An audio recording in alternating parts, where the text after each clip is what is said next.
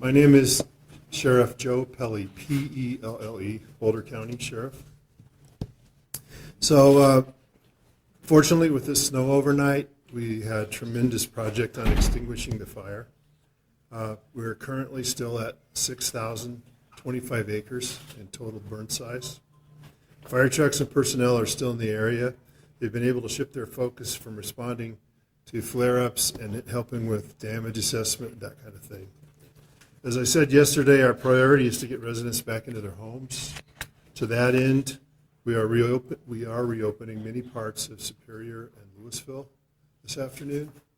Maps of those reopenings and the areas that won't be reopened will be available on the Boulder County OEM website, www.boulderoem.com.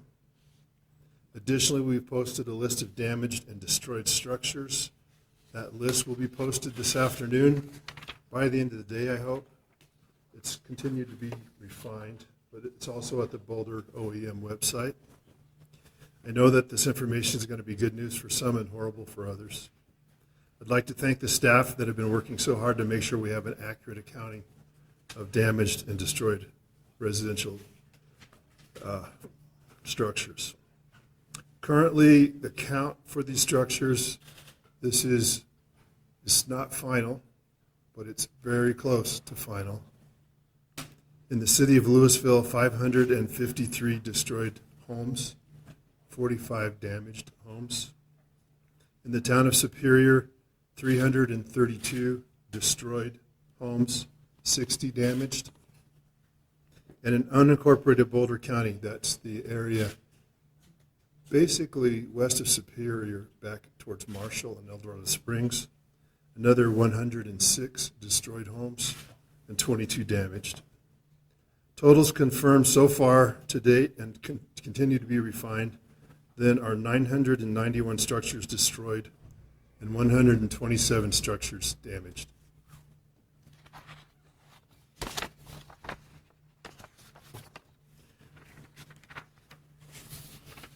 So, different than yesterday, we currently have 3 reported missing persons, 2 in the area of Superior and 1 in the Marshall area. We unfortunately believe these are going to turn into recovery cases. We're calling in cadaver dogs and search teams to help us with an effort tomorrow. The structures where these folks would be are completely destroyed and covered with about 8 inches of snow right now. So our ability to attempt to search and recover from those structures is very much impeded right now, but we hope that within the next couple days we can help families and perhaps recover remains or confirm that they're not there. We anticipated that would likely be the case when we saw what was happening. We're very fortunate that we don't have a list of 100 missing people, but unfortunately we do have 3 confirmed missing people. 1 missing person that was reported yesterday, and that person was located. Operations are put into progress this afternoon to check properties of the 2 or 3 that continue to remain unaccounted for. Weather and structure damage are going to make that difficult. In addition, investigators continue to work on determining the origin of the fire and the cause. We continue to investigate all the reports of downed power lines in the area. Each of those dips are being investigated. As of yesterday evening, we have found no credible evidence of a power line down in that area. We did find evidence of telecom lines down in that area, which could have caused reports of downed lines, but which would not have caused a fire. We have a number of tips we're working on. We've executed a search warrant on one particular location where we're investigating. I don't have any hard or credible evidence. I don't have probable cause to understand what caused the fire. As soon as we have credible, hard information, we will be releasing it. Just please know that there's a very active investigation ongoing with the Sheriff's Office and the help of federal and state partners. With regard to donations and the interest of volunteering, we appreciate the generosity of our community. It's been unbelievable. Please do not take donated items or go to the shelters to volunteer. They're being overrun. If you want to help or you want to donate, please visit the Community Foundation of Boulder County at www.comfound, C-O-M-M, like community, found.org. If you want to volunteer, please continue to check with the OEM on our website, and they'll be posted there. I'm going to turn the podium over now to Chief Dave Hayes from the City of Louisville. And when Dave's done speaking, we'll take questions. Can you take 1 second? The audio is not very good. I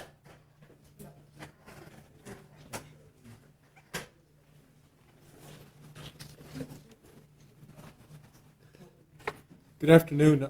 I'm Dave Hayes. I'm the police chief in Louisville. Thank you, Sheriff, for the introduction. Beginning on January 1st, or today at about 1 o'clock, all areas currently under pre-evacuation will be lifted in the city of Louisville. Some residents within the Marshall Fire area in the city of Louisville will be allowed to return to their homes. If your home is in a hard closure area, in other words, an area that's just simply closed, you will not be allowed to return home at this time. Roads included in the hard closure will be also on the OEM website. If your home is within a soft closure area in the city of Louisville, an ID will be required for re-entry. Roads included in the soft closure area will also be listed and posted on the OEM website. Residents that can return should plan on assessing the area from the east. Please be patient, as lines could be long at the checkpoints. In terms of the ID cards, this is something that, in addition to everything else we're trying to put together, I don't know that we're going to have ID cards available before Monday or Tuesday, but in the meantime, for those soft areas, folks, they just need to have a driver's license or utility bill or something that would tie them to that address. In Louisville, once we've got an ID card system in place, we'll get that information out as well. Officials continue to assess conditions in the community that will allow for re-entry of residents as soon as it is safe. It is important to remember that fire may have changed the environment around your home and community, so please be cautious as you return to your home and neighborhood. Also, please be prepared to see your community change in ways that you do not expect, and take the time if you need it. Here are some things to consider when returning home. When returning home and traveling through the area, residents are asked to slow their speeds and be alert to hazards such as weakened trees and structures. Residents are asked to limit driving to daylight hours only, to go directly to their homes and remain in and around their home. Burned structures can also have many hazards in and around them. Please be aware of ash pits, holes, sharp objects, such as exposed structural material, as well as areas that are still burning or smoldering in the structure. Snow may be covering hazards, including areas that are still hot. Please be sure where you are stepping and reaching are safe to prevent injury. Power may not be restored to some of these areas, and gas will not likely be turned on by the time residents start to return home. For those with electricity but no gas heat, Xcel Energy is distributing space heaters at the YMCA in Lafayette and the YMCA in Boulder. There's no potable water in the affected areas, so residents should be prepared to bring bottled water with them for all water needs, including for pets. Never use water that you think may be contaminated to wash dishes, brush teeth, prepare food, wash hands, make ice, or baby formula. For residents without heat, please consider turning off the main water line and draining the house water lines to prevent a potential flood. With the power outages, food in your refrigerator or freezer may be contaminated or spoiled. Dispose of any food that has been exposed to smoke, soot, or heat, or has been thawed. City of Louisville, and I think Boulder County as well, will start to place dumpsters in some of the affected areas. That also will be posted on the OEM website. We suggest that you not use personal trash cans for that. And what that does is it simply just keeps the animals in the wrong place, and animals that shouldn't be at your house. As residents return to the fire area, if there are signs that their suspicious activity has occurred, please call the tip line at 303-441-3674. And if suspicious activity is occurring while you're there or at the same time, please call 911 or the non-emergency line to the Boulder Communications Center at 303-441-4444. And I'll step aside now so Sheriff Pelley can come back up again and see if you have any questions. Thank you.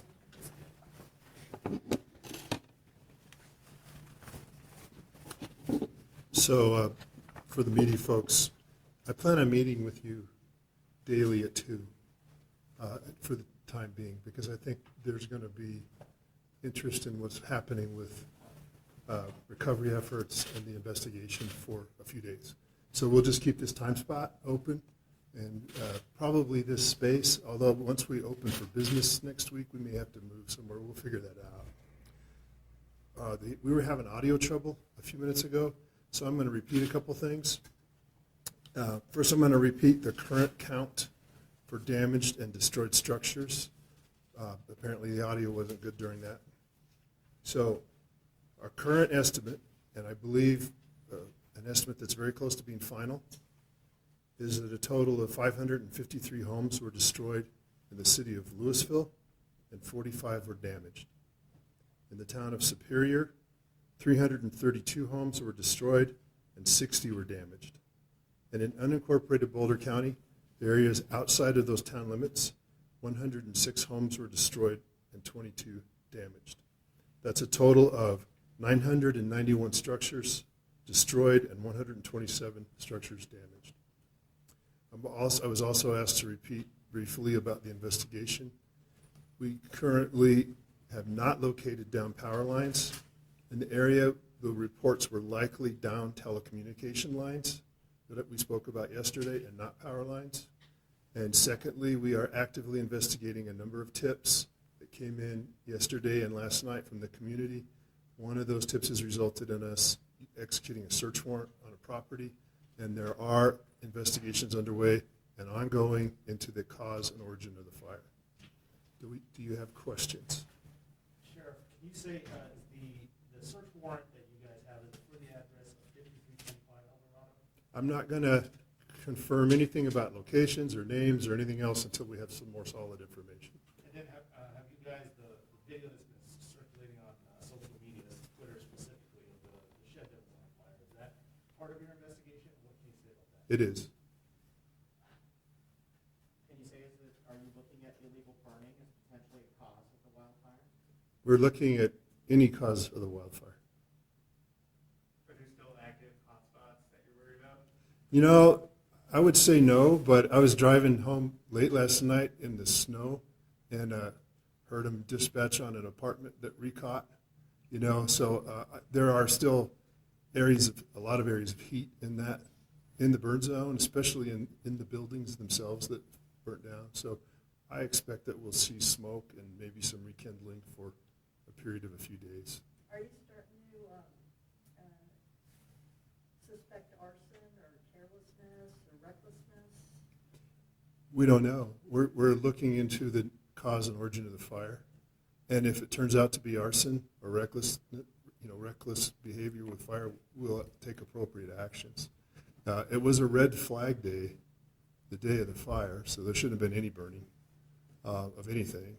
And again, we had the reports of lines down, but we believe that maybe people were seeing telecom lines that hang under the power lines that were down, rather than the power lines themselves. We've talked to a couple families who say they have submitted missing persons reports. Can you tell us how many missing persons reports you've received in the fire zone, how many people are believed to be missing, and how you guys are following up on those leads? So to my knowledge, over the course of the last couple of days, we've received a total of 5. 2 of those were resolved. One was an elderly lady the very first night. One was an elderly lady yesterday. There are 3 unresolved. Their homes are destroyed. Potentially, there are human remains in those homes. The debris is hot. It's all fallen in, and it's now covered with 8 inches of snow. So search and recovery efforts are hampered substantially. What we're doing tomorrow is bringing in cadaver dogs to help investigators see if we can't pinpoint if in fact there are human remains, if we can't pinpoint where they would be and recover them safely. Right now, it's not even safe to step into the scene. We don't know what's underneath. We don't know about the heat or anything else. So I have suspected we would have loss of life just based on the size of this fire and the speed and the ferocity. I think it's miraculous that if it is 3, it was 3 and not 100 or hundreds. So I'm grateful for that, but I'm also extremely sorry for those families. I spoke to a granddaughter this morning, personally, friend of a friend, kind of thing, who they're trying to find grandma, and we're trying to find grandma for her. But the conditions right now don't make that possible to do quickly. Are the missing people in Louisville or Superior or unincorporated? Chief, there's currently no missing people in Louisville. That's correct. So no missing people in Louisville. There are 2 in Superior and 1 in the Marshall area.